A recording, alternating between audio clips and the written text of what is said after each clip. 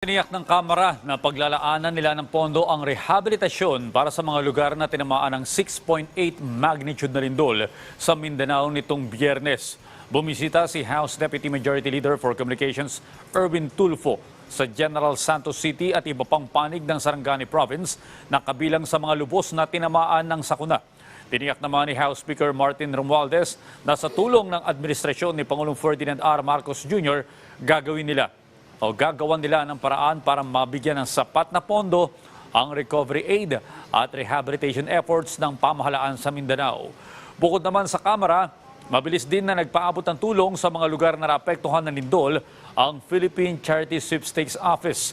Ayon kay PCOSO General Manager Mel Robles, nais nilang matiyak na sapat ang pagkain at iba pang supply ng mga biktima. Kaya't patuloy ang pakikipag-ugnayan nila sa mga lokal na pamahalaan ukol dito.